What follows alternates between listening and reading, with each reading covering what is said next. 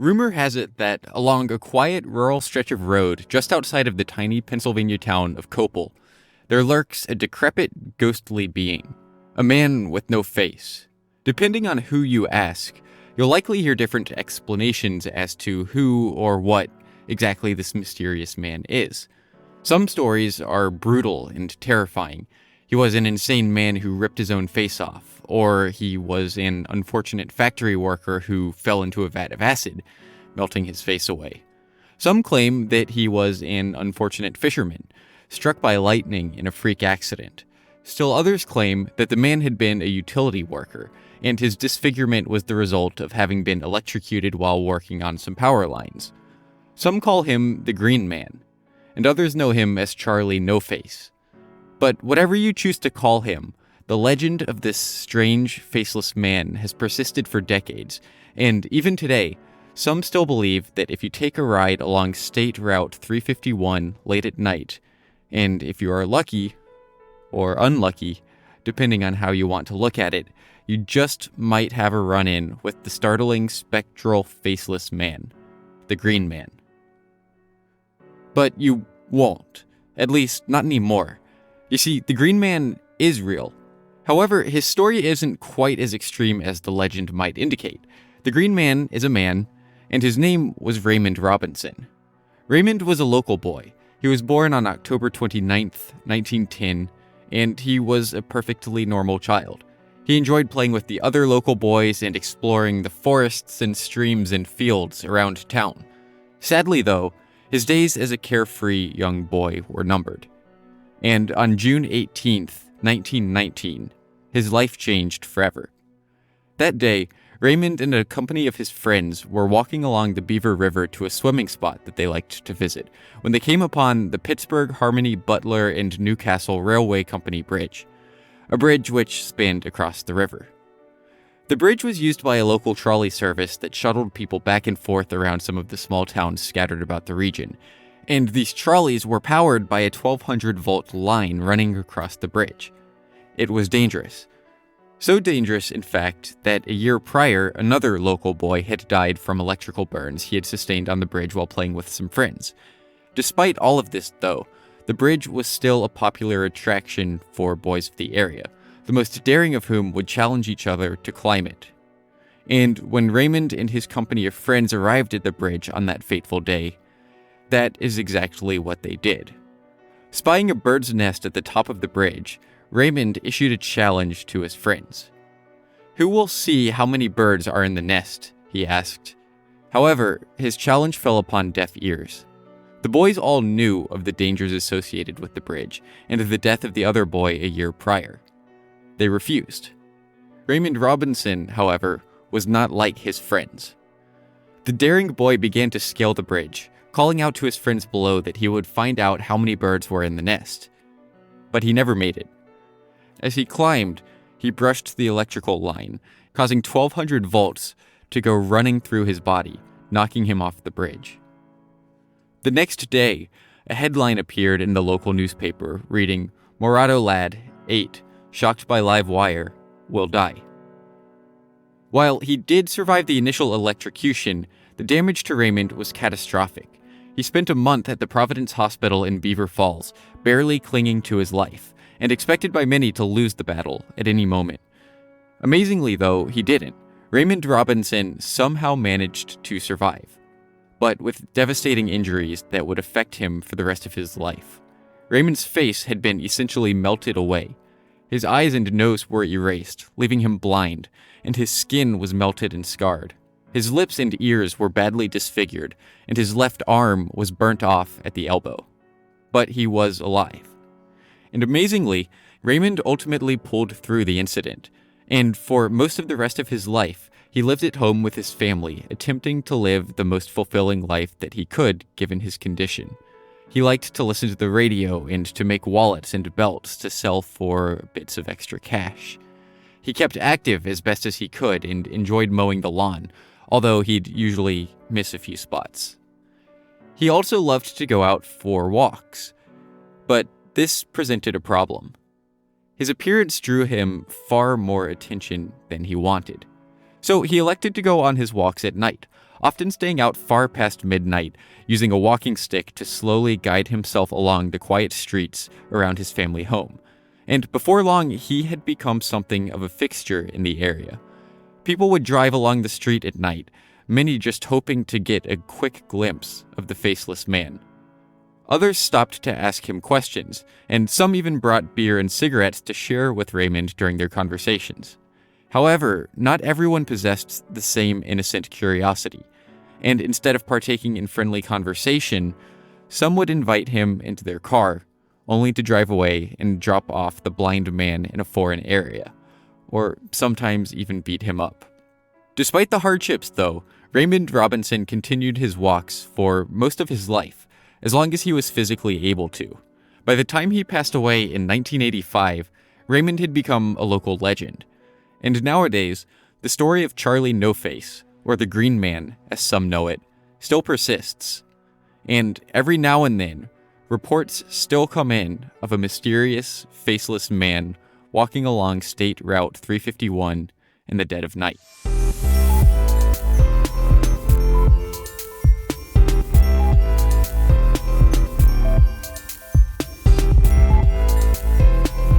This is Simply Strange, the podcast where anything spooky, weird, and goosebump-inducing is fair game.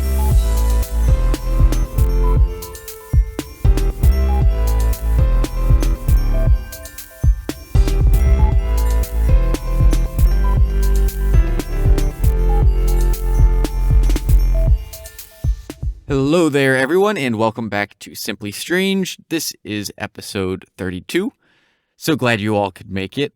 Sorry this one's a tad late, although technically it is still hopefully going to be Wednesday when I get this uploaded, just Wednesday night, and I like to get it done in the morning, but I don't feel like anyone is that concerned about it, so I don't know why I'm still talking about it, so let's just move on. Yeah, before we hop into this week's episode, I just wanted to take a second to say thank you to everyone who has supported the show, or even so much as just listened to the show a few times. Right after the release of the last episode at the end of January, we hit 100,000 all-time downloads, which is amazing. And that's a pretty huge milestone. I've been eyeing that number for a while and really excited to hit it. I didn't really have any expectations when I started this show a year and a half ago. I just kind of wanted to make a podcast. Obviously, I had hoped that someone would listen to it, but I think I more expected to just be shouting into a void than actually have people listening to the show. So thanks everyone for listening. It's awesome that this show has an audience. Hopefully we can add another 0 to the end of that download number eventually. That would be pretty cool. All right, let's go ahead and get into the episode. This week, we will be telling the story of Resurrection Mary.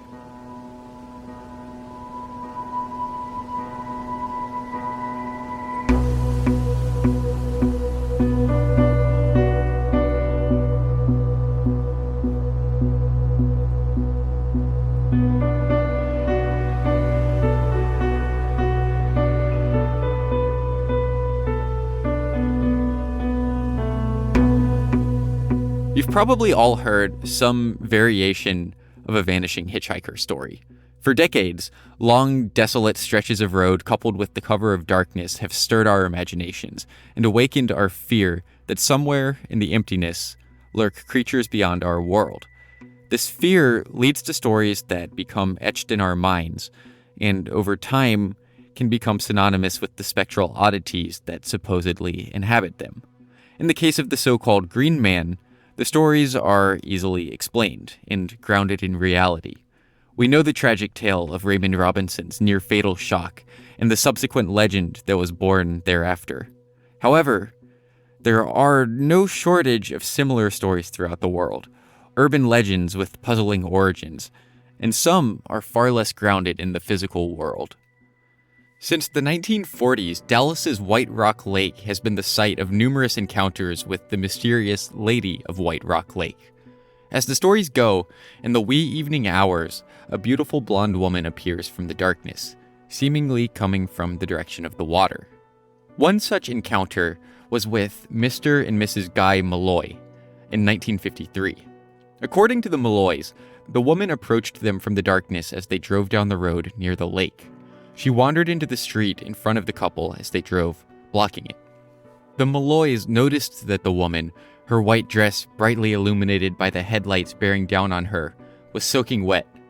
She seemed distressed, so they stopped to offer her help. The girl gave them an address and climbed into the back seat of the Malloys' car, but offered no explanation as to her state, specifically why she might be soaking wet.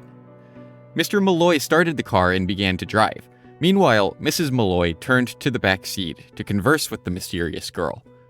But to her astonishment, the girl had vanished, and all that remained of her was a wet seat.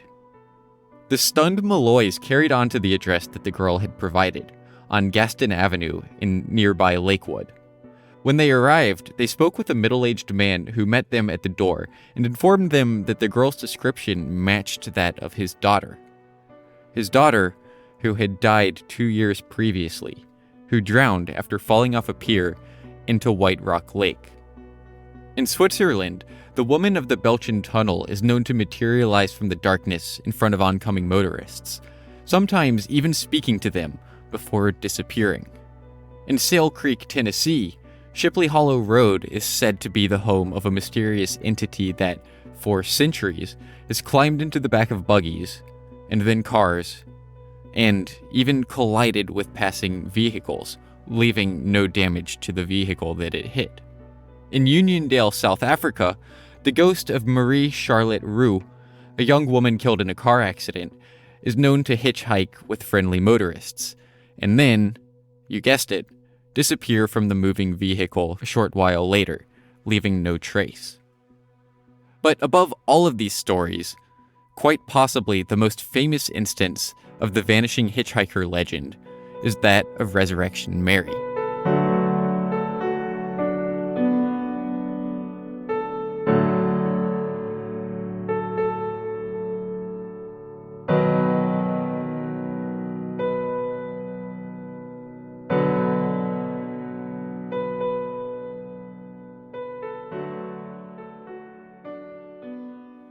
Justice is a village of some 13,000 people located in Chicago's southwest side.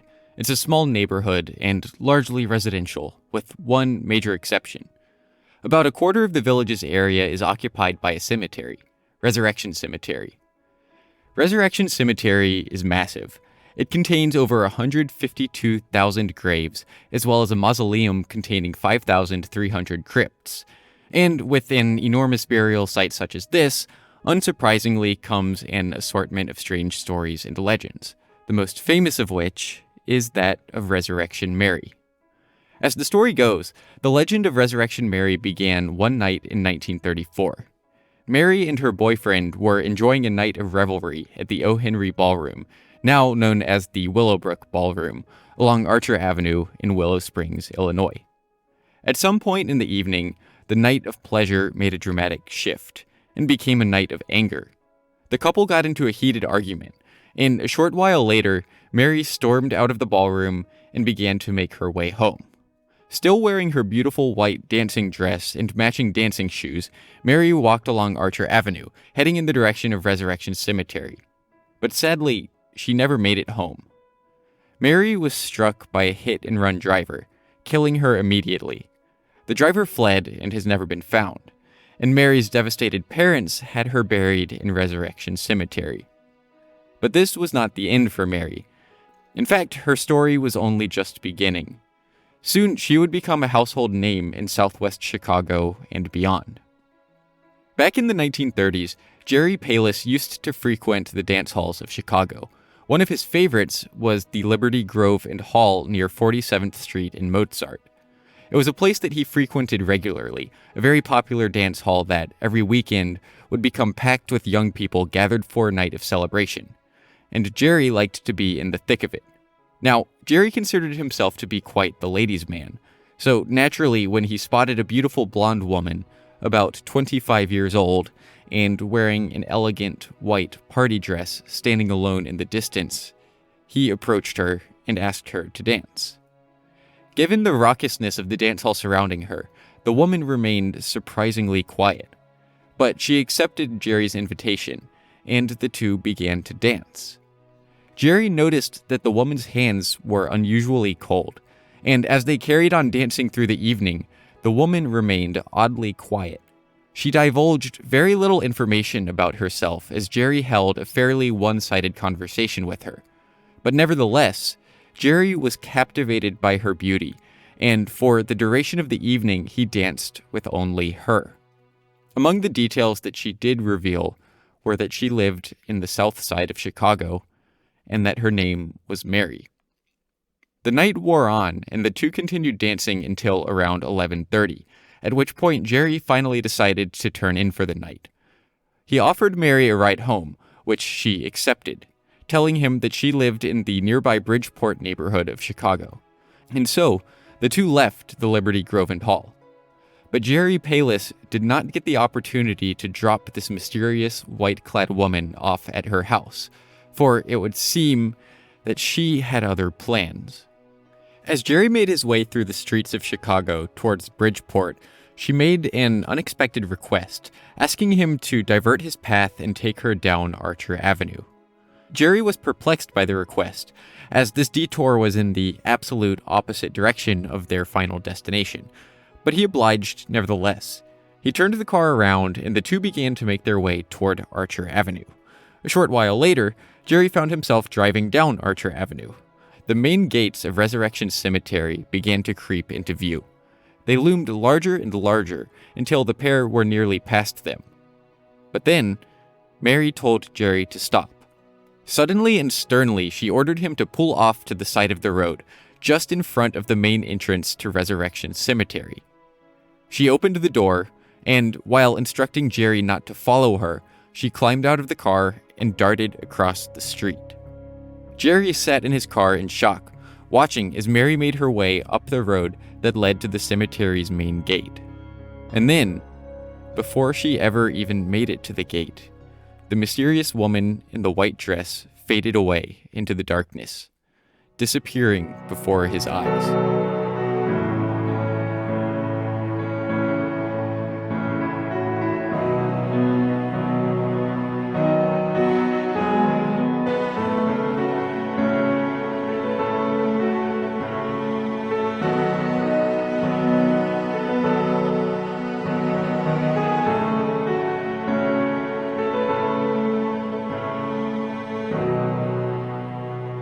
Jerry's story isn't the only one of this nature. In the years that followed, sightings of the mysterious, white-clad woman became commonplace, and Mary would be seen all around town, at dance clubs, in taxis, or even just strolling along the street, often near her body's resting place in Resurrection Cemetery.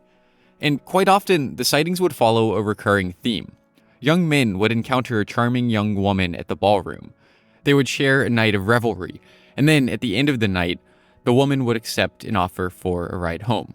She would give vague instructions that ultimately took them to Resurrection Cemetery, and then she would vanish without a trace. On January 31st of 1979, an article appeared in the Suburban Tribune detailing another fascinating and mystifying encounter with a mysterious girl in a white party dress. The article related a story told by a Chicago cab driver who, for the sake of anonymity, was referred to simply as Ralph. As the story went, Ralph had been working late one Thursday night, and he found himself driving down Archer Avenue around midnight. This particular section of Archer was a pretty lonely area, dotted with the occasional home or small business, but mostly just trees and old fences with very little lighting. As he traveled along the empty road, Ralph noticed a young woman in a white dress standing along the side of the road by the entrance to a small shopping center just a few blocks from the O. Henry Ballroom. He noticed that despite the frigid evening, the woman wore no jacket. Wondering if the woman was having car trouble, Ralph pulled over to see if she needed help, or maybe a ride. And as soon as he did, the woman wordlessly hopped into the passenger seat of his cab.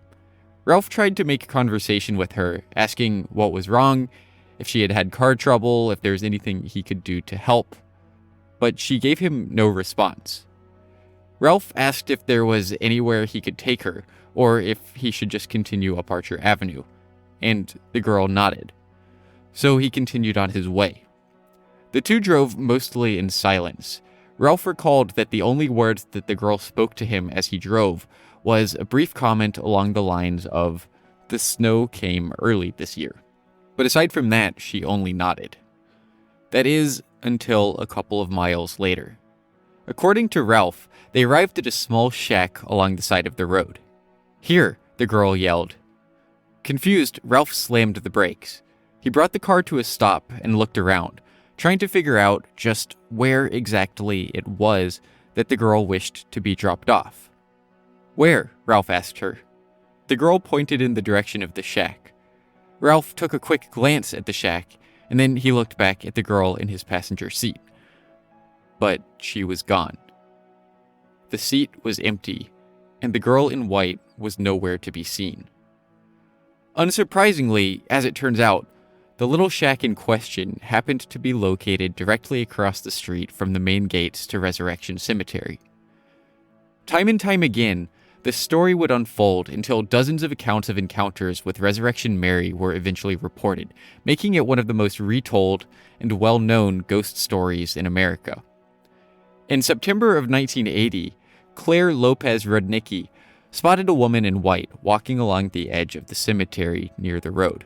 The woman, she claimed, seemed to be emitting a bright light. Fascinated by the sight, Claire and her boyfriend turned the car around and slowly drove by the glowing woman on the side of the road. As they approached, they were able to get a better view of her face. Or at least where her face should have been. But to the couple's terror, they slowly realized that the woman, the apparition, whatever it was, had no face. Instead, where her face should have been was blackness, a dark void. One evening in October of 1989, Janet Colall and Pamela Turlow Wilson found themselves driving up Archer Avenue. It was a dark evening, and there were few lights around save for Janet's headlights. As the two made their way past Resurrection Cemetery, Janet suddenly noticed a figure come into frame. Illuminated by her headlights, the figure darted into the street from the direction of the cemetery's main gates. Janet slammed the brakes in an attempt not to hit it. But she was too late. Janet watched in terror as the figure, a blonde woman in a white dress, was impacted by her car. But amazingly, there was no thud, as if Janet had somehow managed not to hit her. Janet looked around, and there was no one to be seen. The woman had simply vanished. Dozens of stories just like these exist, detailing accounts of a mysterious, white-clad woman appearing and disappearing from the area around Resurrection Cemetery. Yet, despite this, we still don't know exactly who Resurrection Mary actually is. Of course, it's always possible that the whole thing is just the result of overactive imaginations. The Vanishing hitchhiker story is certainly not a phenomenon unique to Resurrection Mary. Jerry's just happened to be the first story to emerge of the Resurrection Mary variety. And from there, it's entirely possible that, augmented by the impact of Jerry's story, others began to have similar experiences. But supposing the stories are true, and there is a Resurrection Mary doomed to wander Archer Avenue by night, then who is she? There are, of course, some theories. On March 10th of 1934, a young Polish woman by the name of Mary Bregovi was killed in a car crash and buried in Resurrection Cemetery at grave number 9819 in section MM. Now, many of the encounters with Resurrection Mary claim that Mary ultimately disappeared into the cemetery, where she seemed to be heading to one grave in particular. Grave number 9819 in section MM. There is, of course, one problem with this theory. If the legends are to be believed, Resurrection Mary was killed by a hit-and-run driver, whereas Mary Bregovi was killed in a car accident. And furthermore, physical descriptions of Mary Bregovi do not match those of the alleged encounters with Resurrection Mary. Jerry Palis considered himself an even-keeled, sensible man. He was not one to believe in ghosts. The day after his inexplicable encounter with the mysterious woman who vanished into the cemetery, he went out to the address that she had originally told him to take her home to.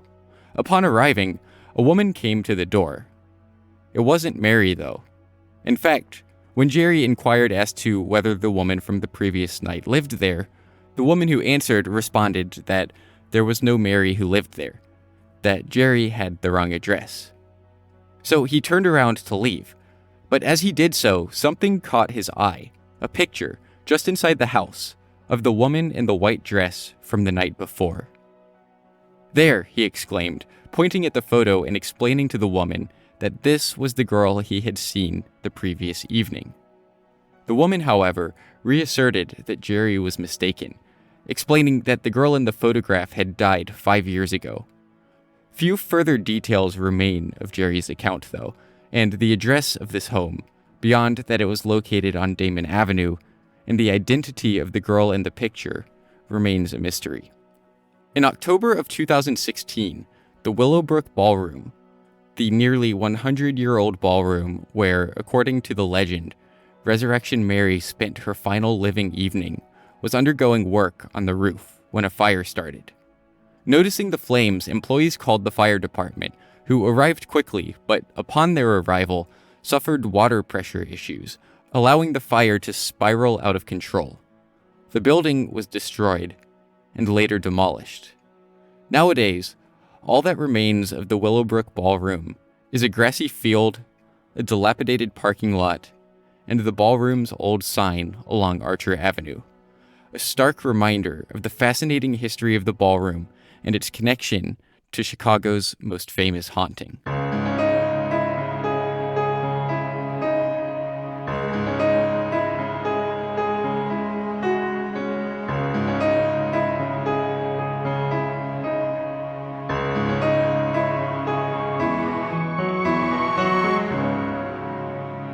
Alright everyone, that is a wrap for this month's episode. I hope everyone enjoyed it. In fact, I'd be curious to know what people think about this one. I usually focus on one particular story, but we definitely jumped around a little bit more than usual with this one. So yeah, I'd be curious to hear what everyone thinks about this one. If this was a welcome change that you'd like to hear more of, give me a shout on social media and let me know. And if it was awful and you never want to hear an episode like this again, then let me know that too. Simply Strange is on Facebook, Instagram, and Twitter, so you can find me on all of those places. I've been trying to be more active on there, so yeah, give those a follow. Aside from that, there's merch at simplystrangepodcast.com/merch, and you can help support the show by becoming a Patreon supporter at patreon.com/simplystrange. Every dollar and much more that is brought in by either of those goes right back into the show. So if you enjoy the show and would like to help us continue to grow, please consider supporting it over there. And speaking of which, I would like to extend a huge thank you to our newest supporters over on Patreon, Evan M., George, and my mom. So thanks so much to all of them. The support really is appreciated. And that's it. Get out of here. Just kidding. Have a great day.